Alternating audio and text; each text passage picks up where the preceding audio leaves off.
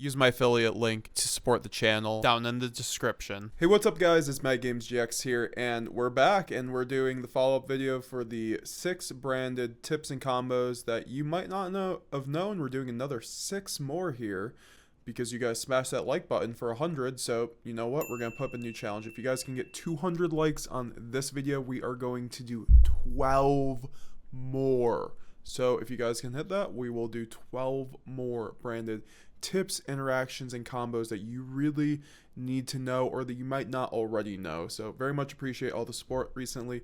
Check out the links below. Also, sign up for a membership now. We have those $5 membership that you can support the channel a month, and you'll get a bunch of perks, including emotes and all that fun stuff, and my early deck list and early videos. So that's very hype. Check out my TCG player affiliate link down below to support the channel, as well as the Twitter and the Discord to join the community, and my whatnot affiliate link. So let's get right into it, and leave a like and comment below what you guys thought. We're going to talk about number 1 about Titanic Clad and Dragoon. Mainly Titanic Clad because this card is nuts. It's also going to bridge into the second thing that we're going to talk about. So Titanic Clad reads that it's unaffected by extra deck monsters effects. The turn it's special summoned, and then it also gains attack equal to the levels of its fusion materials. So very often than not, this monster will either go to 3,700 or 4,300, somewhere in between those numbers, depending on what you send, anywhere between a level 8 or a Nibiru.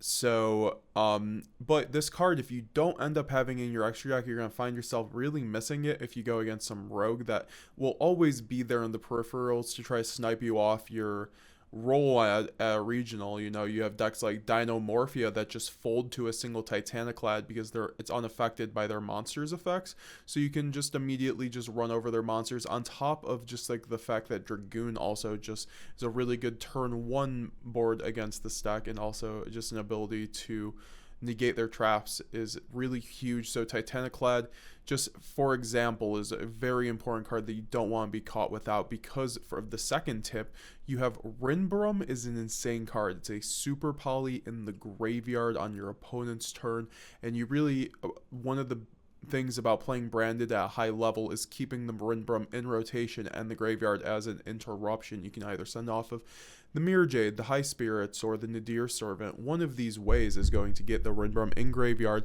but make sure there's an Albaz, of course. You got to keep your Albazes in rotation. This is why we run 3 Albaz, of course, but Rrom is going to be able to target Albaz or itself, basically, and banish the other and special summon the other. Now, most of the time, you never really hard summon Rrom, although it's an okay thing against certain decks. Most of the time, you're going to send to the graveyard in order to target Albaz, and then special summon an Albaz on your opponent's turn in order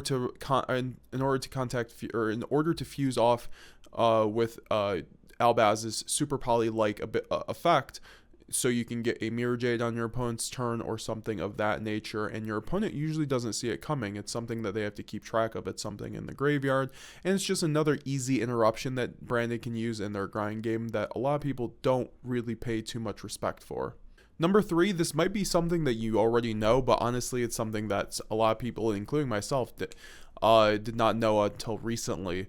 That Mir Jade crash into an unaffected monster will get over the unaffected monster. Because of the way that Mir Jade's text is written, basically, Noir will go to the graveyard through a Mir Jade effect, same with any other unaffected monster. So this is just an important thing because Noir will most of the time be in defense position, but other monsters that aren't affected that might come up through the meta, this is a very important thing to keep in mind with Mir Jade, because it's always going to be a live nuke with its ability once it leaves the field to make your opponent destroy all their monsters. And how that is worded, it means that it gets over the unaffected monsters. So very important in-house out to really hard to out monsters in this game. Number 4, playing around Ash and Imperm by going for branded and red lines. by dumping Albaz, etc. So we're going to talk about this. Branded Red is an insane card.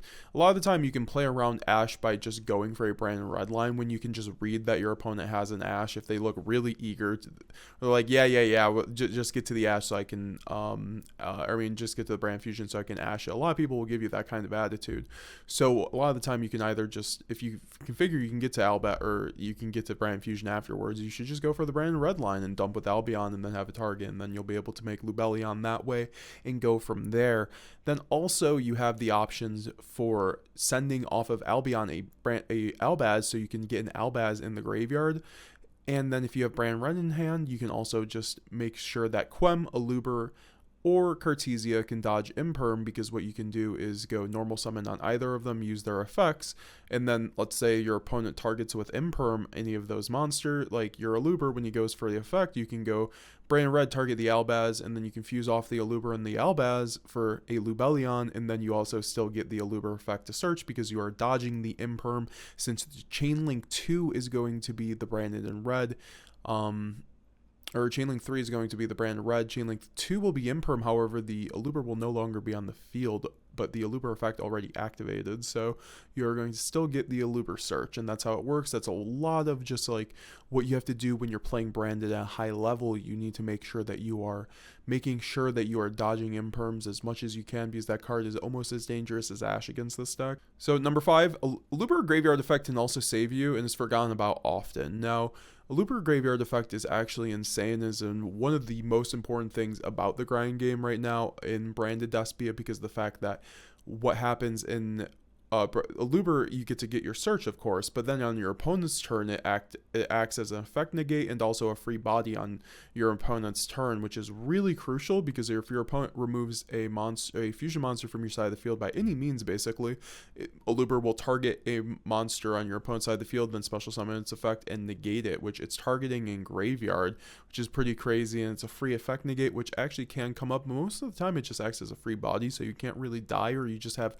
Cartesia fusion fodder the next turn. It's very important. A lot of people usually forget about this, but this can be really the difference in grind games. So definitely something that you want to pay attention to in your branded grind games, this meta where there's a lot of hand traps, and you're going to be wanting your Alubers. You're going to want everybody, every resource you can get, you're going to need to win.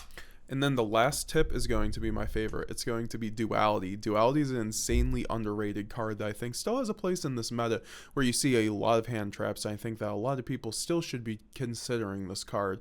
Duality is basically almost full combo with a branded board, because if you go Brand Fusion, then go into Albion, chain Duet, and then they go Imperm, the Duality, you can chain Duality, and then just like the last tip, you're going to be dodging the Imperm, since the Albion will be Chainlink 1, however, will be in the graveyard by the time Chainlink 2 Imperm hits, and that because of Chainlink 3 Duality tributing it. So you're still going to get your fuse off. By tributing Albion, you're going to have a Sanctifier, and then you're going to be able to go into a Dragoon from there, or a Mir Jade or a Dragoon from there, depending on your hand, and then you're going to just need to get access to Gimmick Puppet from there.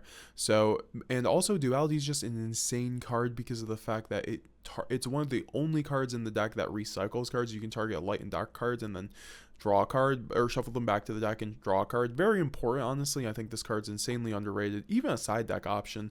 I might start running it again, guys. You guys have seen it in my builds. I really do think it's a very good card in this format. So what do you guys think? Do you guys want to see more of these videos? I really do enjoy making these branded knowledge videos. I'm going to be doing a lot of more streams on branded, some more IRL card streams, and obviously locals once I get the card back on the road. So please look forward to that. Please make sure you're subscribed, and then also make sure to sign up for memberships if you are interested. We got really a lot of great perks there. You get to get exclusive channel where you get all my deck lists early, and then exclusive videos, and then we have the $25 tier where I can give you some branded coaching if you want some pointers, and then we can work on getting you up to snuff on all the branded insider information that I can't quite go over in these videos. So definitely look forward to that if you would like to support the channel and get an up your branded game. Definitely check those out. See you guys later. Leave a comment below. Check out the links down below, TCG Player. And then also, of course, make sure to leave 200 likes if you want to see 12 more of these branded combos and interactions that you really should know. That's going to be an insane video, so definitely look forward to that. If we're going to be able to, I'm not sure if we're going to be able to smash it, but if we can, we'll get there. All right, see you guys later. Have a good day.